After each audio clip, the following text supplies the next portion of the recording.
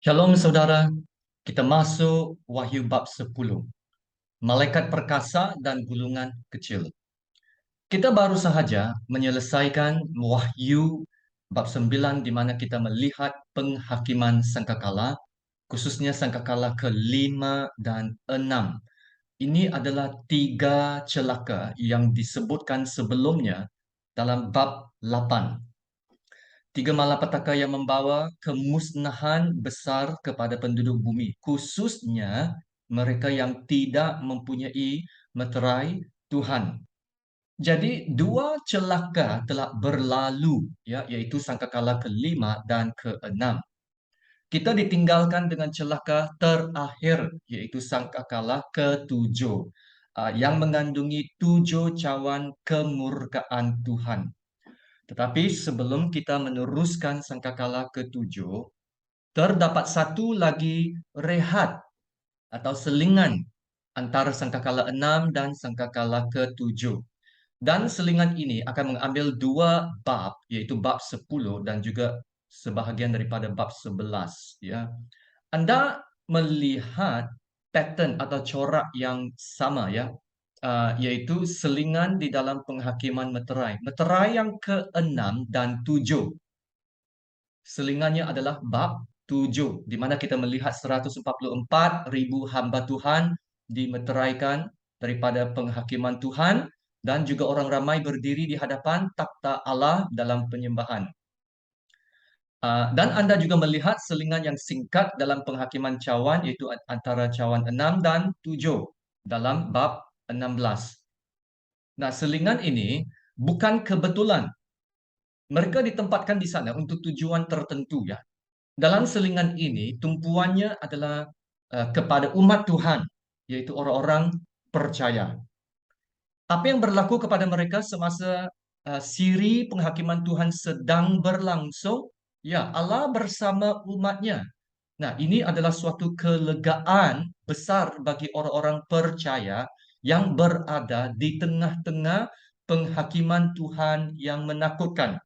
Ya, Tuhan bersama umatnya. Tuhan masih berdaulat.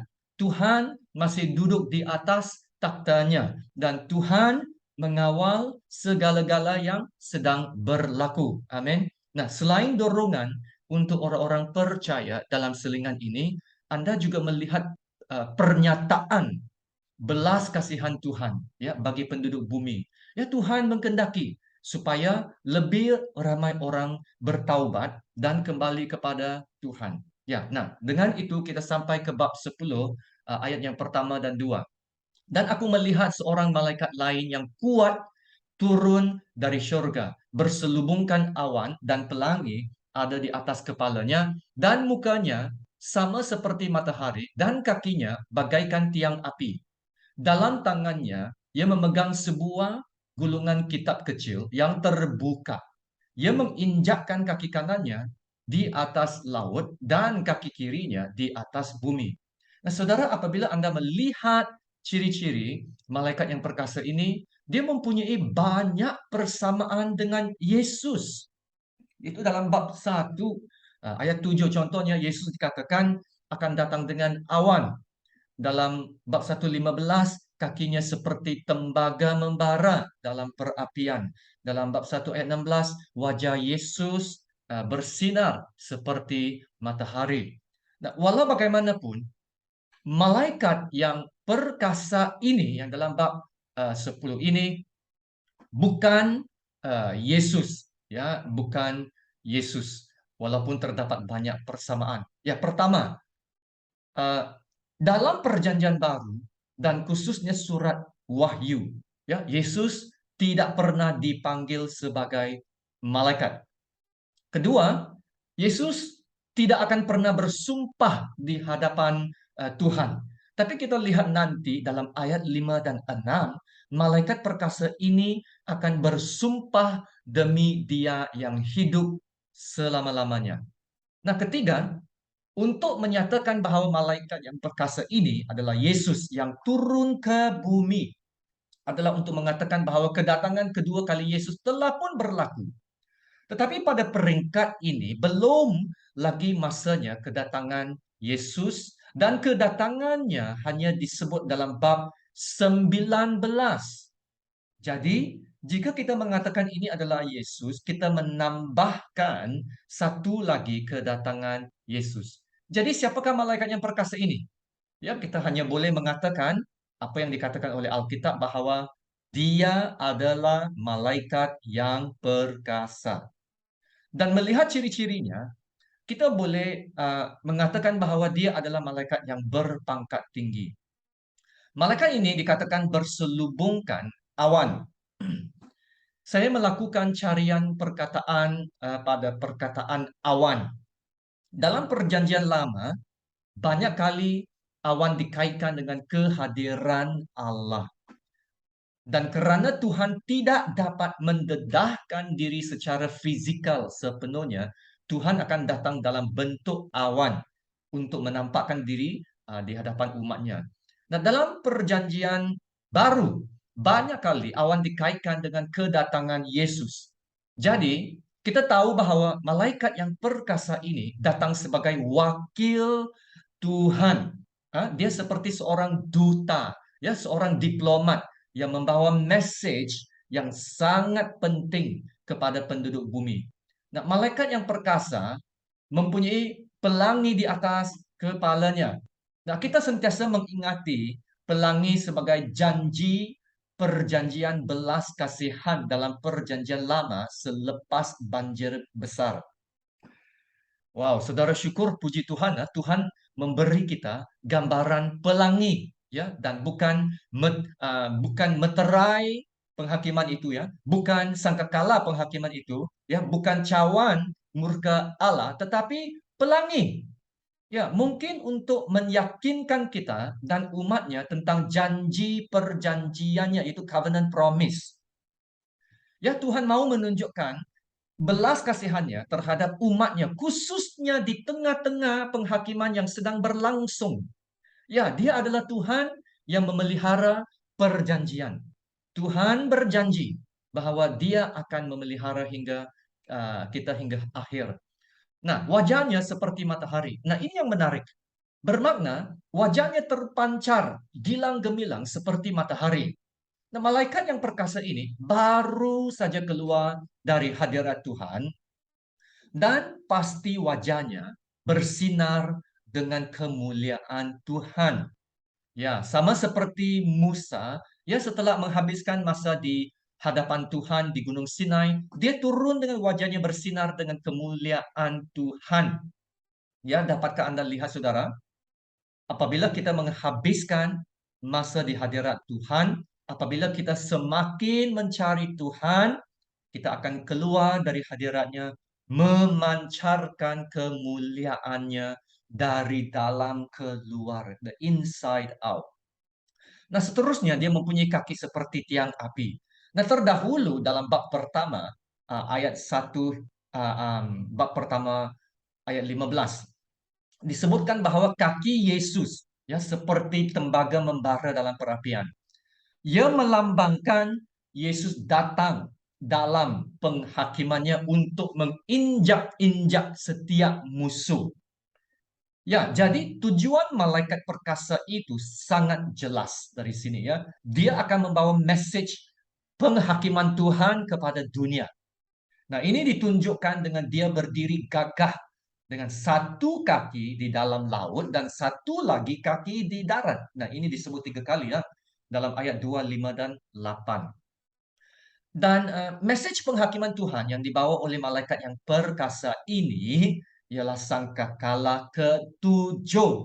Ya, ada disebut dalam ayat 7, ya, nanti kita akan lihat, ya.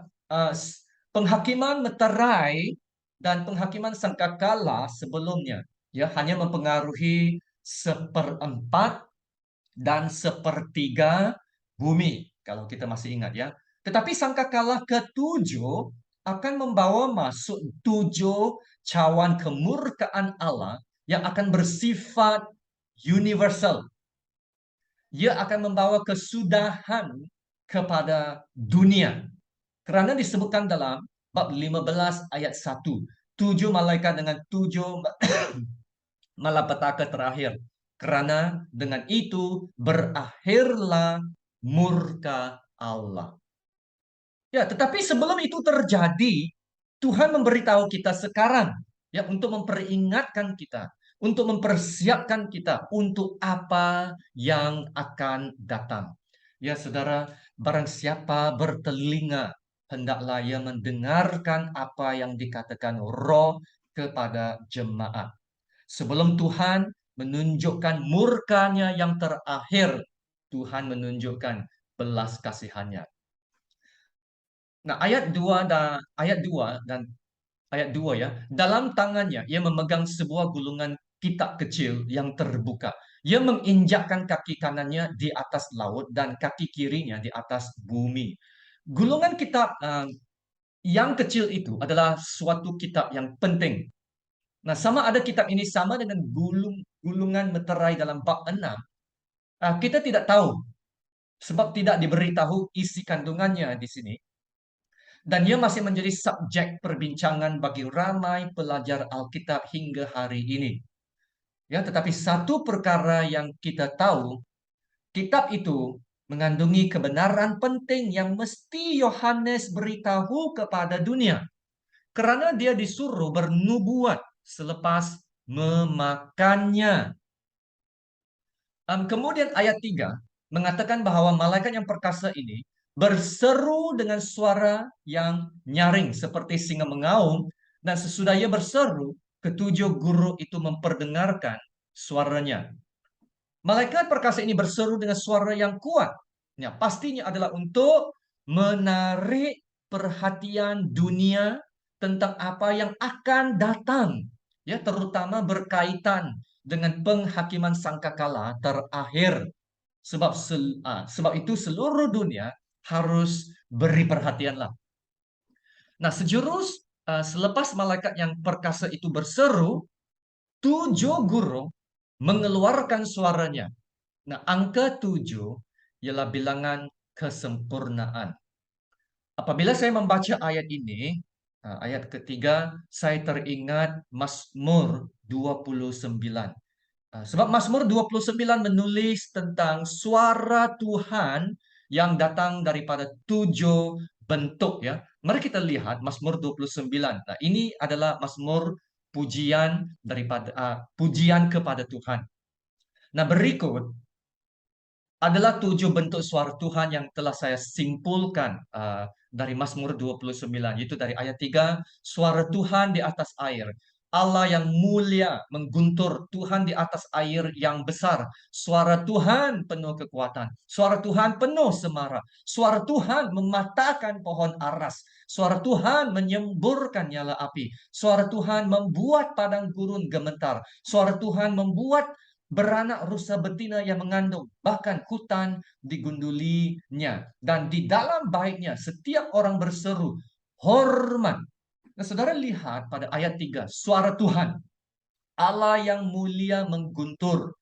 Nah, ia boleh bermakna, suara Tuhan itu adalah mulia. Dan suaranya seperti gurau yang menggegarkan. Mazmur ini berakhir dengan kata-kata ini dalam ayat 10 dan 11. Tuhan bersemayam di atas Aibah. Tuhan bersemayam sebagai Raja untuk selama-lamanya. Tuhan kiranya memberikan kekuatan kepada umatnya. Tuhan kiranya memberkati umatnya dengan sejahtera. Haleluya. Nah, ia seperti Tuhan memberitahu umatnya, Tuhan berada di atas badai. Tuhan adalah penghalang, penguasa ribut itu.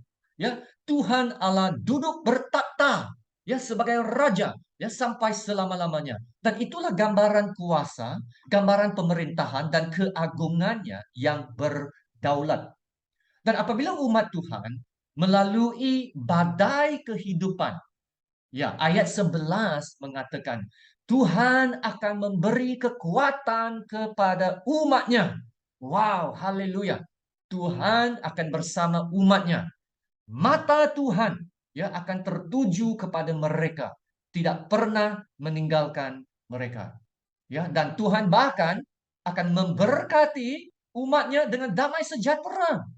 Ya, badai mungkin datang mengamuk dengan ketakutan yang menakutkan, tetapi umat Tuhan akan mendapat damai sejahtera. Wow. Kita boleh mendapat kedamaian dalam Yesus.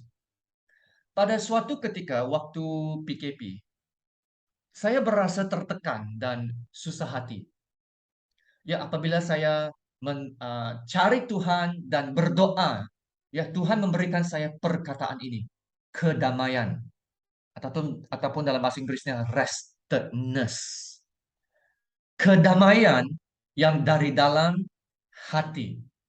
Ya, Tuhan sedang mengajar saya untuk mencari kedamaian dalam Dia, ya, restedness, ketenangan dalam Yesus, supaya apabila masa yang lebih bergelora tiba, saya akan tahu bagaimana untuk mencari kedamaian dalam Tuhan, ya, supaya saya boleh tahu bagaimana untuk bertenang di dalam Tuhan, dan supaya saya tidak mudah terganggu atau diatasi, ya, oleh keadaan itu. Jadi dengan gambaran ini saya ingin mengaitkan dengan Wahyu 10 dan apa kaitannya, apa penerapannya bagi kita. Dalam ayat 3 itu, suara surga itu keluar seperti 7 gurun. Ya, ia adalah untuk mendapatkan perhatian dunia tentang penghakiman yang akan datang. Ya, Tuhan menunjukkan belas kasihannya sekarang sebelum Dia menyatakan murka yang sepenuhnya. Nah, lalu bagi orang percaya, mereka tidak perlu takut. Tetapi ingatlah apa yang telah ditulis oleh pemazmur dalam Mazmur 29 itu. Tuhan bersemayam di atas Aibah. Tuhan bersemayam sebagai Raja untuk selama-lamanya. Tuhan kiranya memberikan kekuatan kepada umatnya. Tuhan kiranya memberkati umatnya dengan sejahtera. Haleluya. Semasa orang percaya melalui kesusahan, ya Tuhan bersama mereka. Tuhan akan memberi mereka kekuatan dan pertolongan. Tuhan akan memberkati umatnya dengan kedamaian. Nah, inilah yang Yesus katakan juga dalam Yohanes 6, Yohanes 16 ayat 33, ya. Semuanya itu kukatakan kepadamu supaya kamu beroleh damai sejahtera dalam aku. Beroleh damai sejahtera dalam aku. Dalam dunia kamu menderita penganiayaan, tetapi kuatkanlah hatimu, aku telah mengalahkan dunia. Wow, saudara, ayat ini mempunyai kebenaran yang begitu penting. Anda boleh berada di dunia, namun Anda berada dalam Kristus.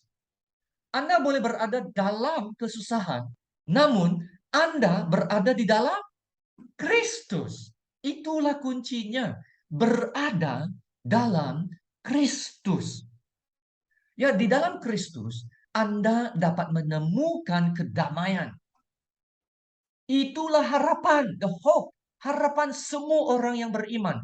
Ya, seperti mana 1 Petrus ayat 13 bab 1 mengatakan, sebab itu siapkanlah akal budimu, waspadalah dan letakkanlah pengharapanmu seluruhnya. Ya, itu bermaksud serahkan semua bebanmu kepadanya atas kasih karunia yang dianugerahkan kepadamu pada waktu penyataan, ya, Yesus Kristus. Nah, saudara, adakah Anda mendengar suara Tuhan hari ini? Suara Tuhan telah bergemuruh melalui badai sepanjang zaman. Tuhan telah berbicara dan menarik perhatian kita melalui badai dan keadaan dunia semasa. Nah, adakah Anda mendengar daripada Tuhan di tengah-tengah masa yang tidak menentu dan mencabar ini?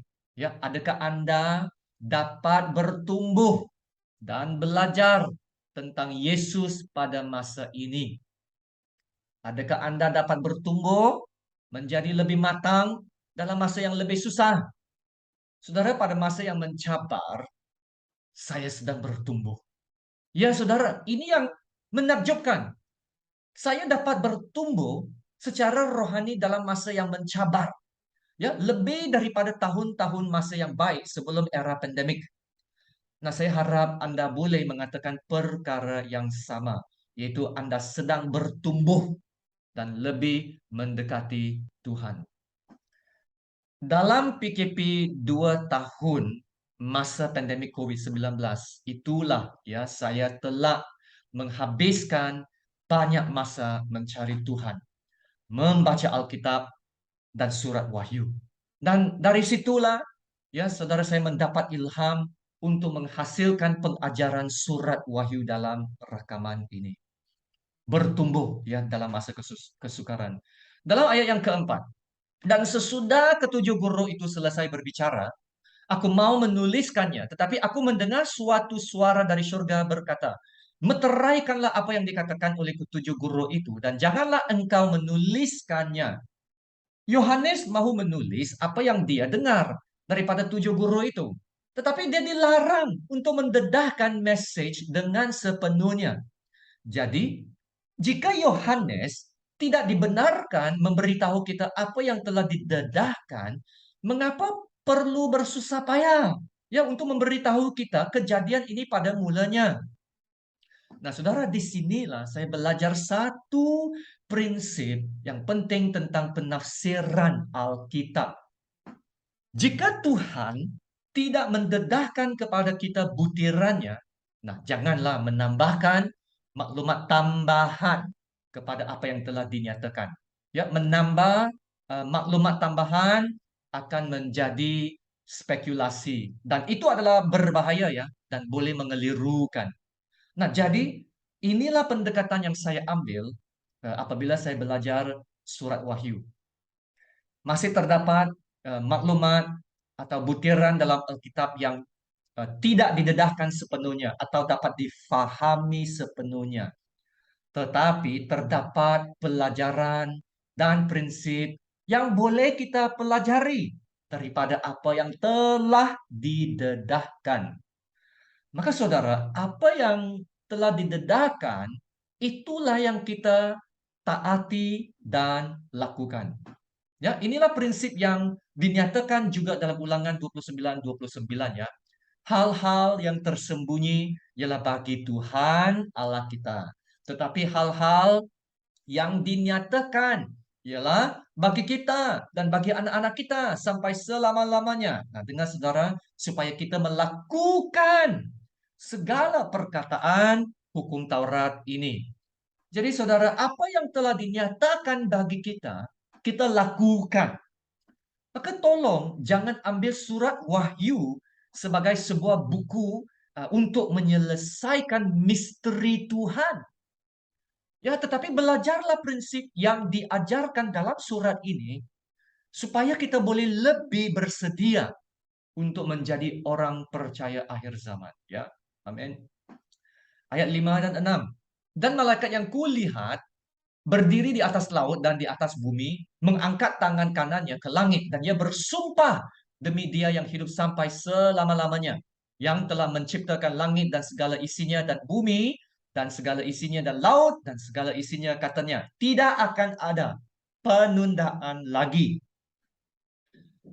Bagi orang yang tidak percaya, kata-kata ini sepatutnya menjadi bahagian yang paling menakutkan dalam bab ini. Tidak ada penundaan lagi. Ini bermakna tidak akan ada penangguhan lagi dalam kedatangan penghakiman Tuhan. Ya, penghakiman Tuhan itu adalah sesuatu yang pasti. Ya, penghakiman Tuhan itu pasti akan datang. Ya, tiada apa atau siapa yang akan dapat menghalangnya. Ya, kepastian penghakiman Tuhan begitu pasti sehingga ditunjukkan oleh malaikat yang bersumpah di hadapan Tuhan, ya, yaitu apa yang Tuhan telah rancangkan ia akan berlaku. Tetapi sebelum hari itu tiba, sebelum Tuhan turun dengan penghakimannya, ya, Tuhan menghantar malaikat ini yang perkasa ya untuk memberi amaran kepada dunia. Ayat 7. Tetapi pada waktu bunyi sangkakala dan dari malaikat yang ketujuh, yaitu apabila ia meniup sangkakalanya, maka akan genaplah keputusan rahasia Allah seperti yang telah ia beritakan kepada hamba-hambanya, yaitu para nabi. Dan suara yang telah ku dengar dari langit itu berkata pula kepadaku, katanya, pergilah, ambillah gulungan kitab yang terbuka di tangan malaikat yang berdiri di atas laut dan di atas bumi itu. Bunyi sangkakala dari malaikat yang ketujuh. Ya, Anda akan melihat malaikat ketujuh membunyikan sangkakalanya dalam bab 11, ya, di mana bunyi malaikat ketujuh akan membawa masuk 7 cawan penghakiman yang akan menjadi 7 malapetaka terakhir. Ya, dan dengan itu kemurkaan Tuhan akan berakhir dan menjadi lengkap. Dan kemudian ayat 7 seterusnya berkata, maka akan genaplah keputusan rahasia Allah. Ya, Tuhan mau menyingkapkan rahasianya atau misterinya yang selama ini dirahasiakan. Maksudnya sudah tiba masa penggenapan misteri Tuhan. Semuanya dalam masa Tuhan yang sempurna. Ya, dalam masa Tuhan yang sempurna. Tidak akan ada penangguhan lagi. Tuhan akan melaksanakan semua rancangan dalam maksudnya. Yang akan memuncak dengan kedatangan Tuhan Yesus Kristus. Dan penubuhan surga baru, kerajaan baru, dan Yerusalem baru yang akan kita lihat nanti dalam bab 21. Ya, tiada apa yang akan dapat menghalangnya. Nah, itulah penghiburan dan berita baik kepada orang-orang percaya. Itu Allah akan menggenapi apa yang dijanjikan. Amin kah? Haleluya. Oke, ayat 9 hingga 11 sekarang. Lalu aku pergi kepada malaikat itu dan meminta kepadanya supaya ia memberikan gulungan kitab itu kepadaku. Katanya kepadaku, ambillah dan makanlah dia. Ia akan membuat perutmu terasa pahit, tetapi di dalam mulutmu ia akan terasa manis seperti madu. Lalu aku mengambil kitab itu dari tangan malaikat itu dan memakannya. Di dalam mulutku ia terasa manis seperti madu, tetapi sesudah aku memakannya, perutku menjadi pahit rasanya. Ayat 11, maka ia berkata kepadaku, engkau harus bernubuat lagi kepada banyak bangsa dan kaum dan bahasa dan raja. Di sini kita melihat satu perbuatan yang luar biasa. Ya, Yohanes diminta untuk mengambil gulungan kitab itu dan memakannya. Dan Yohanes mematuhi arahan itu dan memakan kitab itu. Dan ia menjadi manis di mulut tetapi pahit di perut. Wah, apakah ini ya? Bukannya kita tidak ada petunjuk. Karena perbuatan ini pernah berlaku sebelum ini kepada Nabi Yeremia dan Yehezkiel. Ya, dalam Yehezkiel bab 3 berkata, lalu firman-Nya kepadaku, hai anak manusia, makanlah gulungan kitab yang kuberikan ini kepadamu, dan isilah perutmu dengan itu. Lalu aku memakannya, dan rasanya manis seperti madu dalam mulutku. Firman-Nya kepadaku, hai anak manusia, mari, pergilah, dan temuilah kaum Israel, dan sampaikanlah perkataan-perkataanku kepada mereka. Nah, saudara di sini Yehezkiel diperintahkan untuk memakan kitab itu. Selepas itu dia diminta untuk pergi dan berbicara kepada kaum Israel. Ya, Tuhan berfirman secara khusus, sangat spesifik. Sampaikanlah perkataan-perkataanku kepada mereka. Ya, bukan kata-kata Yehezkiel, tetapi kata-kata Tuhan. Nah, dengan cara yang sama, kembali kepada surat Wahyu, Yohanes mengambil kitab itu, memakannya, dan dia diminta untuk berbicara. Nah, Yehezkiel tadi, sebelumnya itu diminta untuk berbicara kepada kaum Israel, tetapi Yohanes diminta untuk berbicara kepada siapa? Yaitu semua bangsa dan kaum dan bahasa dan raja. 4 kumpulan orang. Menunjukkan bahwa message itu akan menjadi universal dan bukan hanya untuk sesuatu tempat tertentu atau orang tertentu sahaja. Nah, mengapa makan kitab itu ya? Ya, supaya nabi-nabi Tuhan benar-benar memiliki dan menguasai firman Tuhan ataupun dikuasai firman Tuhan. Nah, firman Tuhan harus dihayati atau dicerna atau diserap oleh pembicaranya. Ya, sama seperti makan makanan dan semua zat-zat makanan diserap ke dalam darah, tulang, otot, dan setiap bahagian orang. Nah, begitu juga firman Tuhan harus dihayati dan dikuasai setiap bahagian pembicara itu. Nah, oleh itu, memakan kitab adalah simbolik, ya.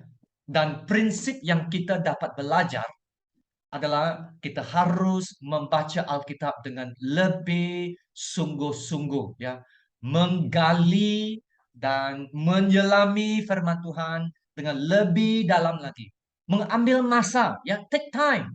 Yang pentingnya quality, ya, bukan quantity, baca banyak-banyak tapi tak tahu apa yang dibacanya, ya, quality, ya, ambil masa untuk merenungkan firman Tuhan, memikirkan firman Tuhan itu, ya. Anda memproses, Anda memakannya, Anda mau menghisap keluar, ya, setiap nutrien atau zat firman Tuhan yang kaya itu, dan Anda menerapkannya dan menghayatinya sehingga Anda tersentuh, ya, dengan kebenaran firman, dan kebenaran firman bergema dan bergemuruh, ya, dalam seluruh diri Anda. Dan apabila Anda, ya, telah berasa kuasa firman Tuhan itu dan menghidupinya, ya, pastilah hidup Anda berubah. Ya, bila Anda berbicara sesuatu kebenaran Tuhan, kebenaran itu menjadi begitu nyata dan hidup. Begitu nyata dan hidup. Kenapa? Sebab Anda telah menghidupi firman kebenaran Tuhan. Maka kebenaran Tuhan bukan sekadar pengetahuan, tetapi telah menjadi sesuatu yang nyata. Dan apabila kamu berbicarakan kebenaran itu, Anda dapat memberi hidup kepada mereka yang mendengarnya. Amin. Nah, Paulus berkata ini dalam Kolose 3:16. Hendaklah perkataan Kristus diam dengan segala kekayaannya di antara kamu, sehingga kamu dengan segala hikmat mengajar dan menegur seorang akan yang lain. Ya, perkataan Kristus hendaklah diam dengan segala kekayaannya di antara kamu.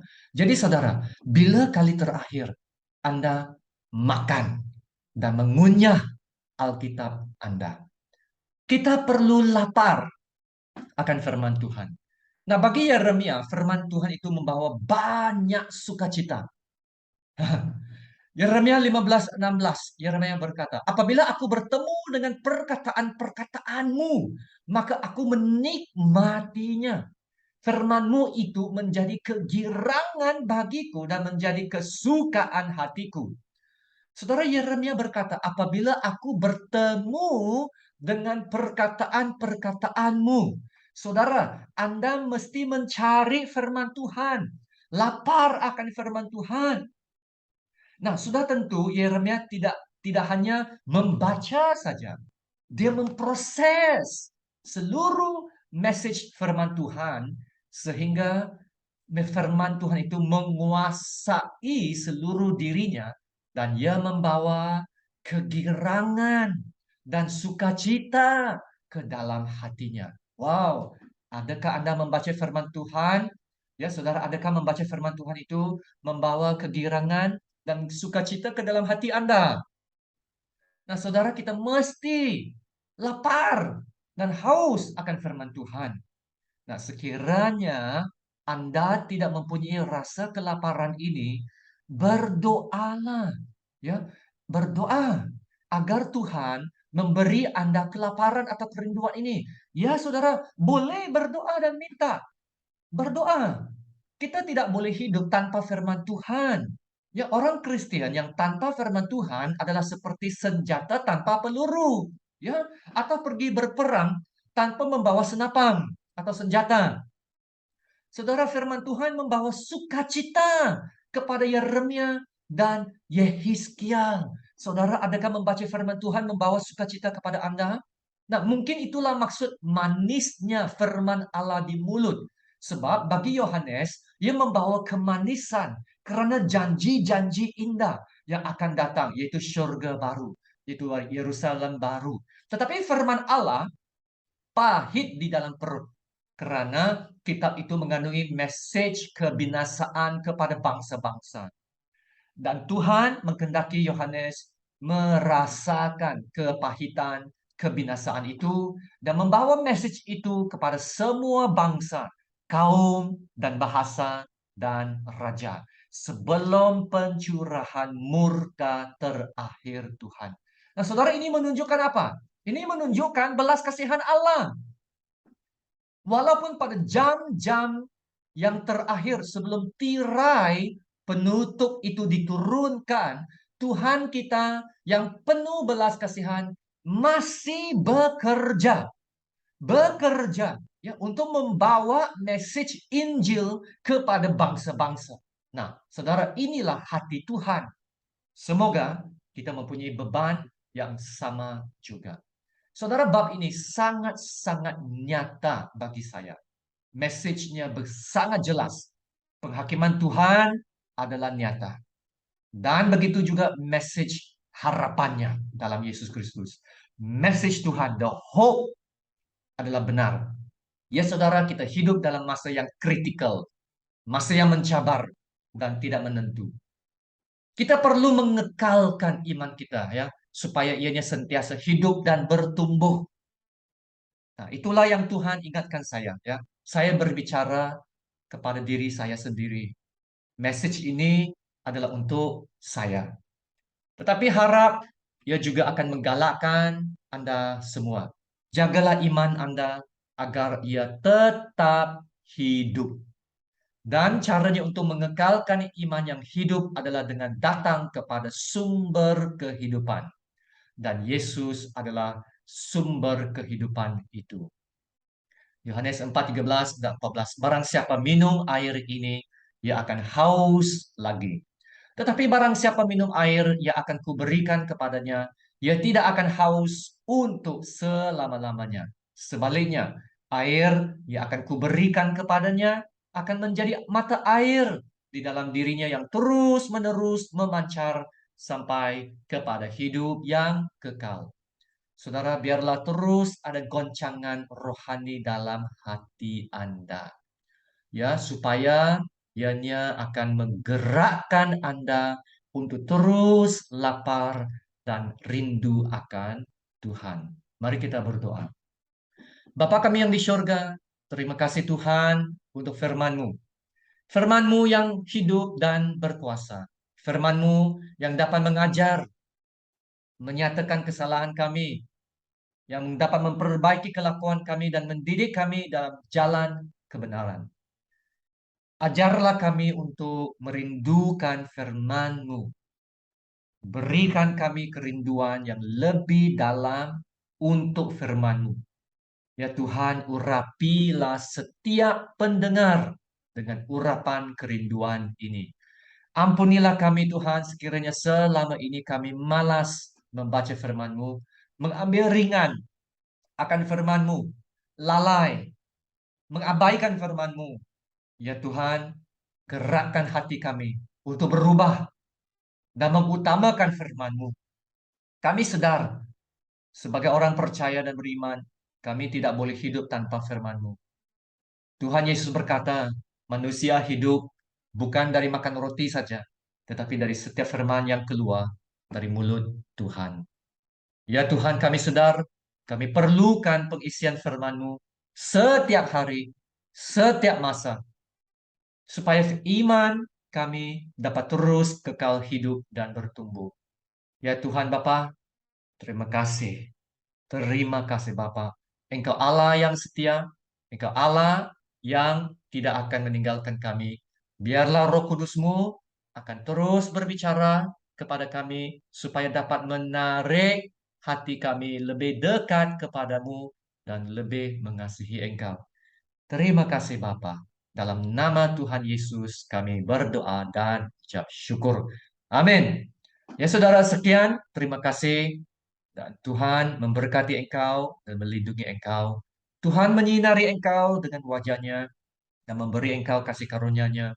Tuhan menghadapkan wajahnya kepadamu dan memberi engkau damai sejahtera. Amin.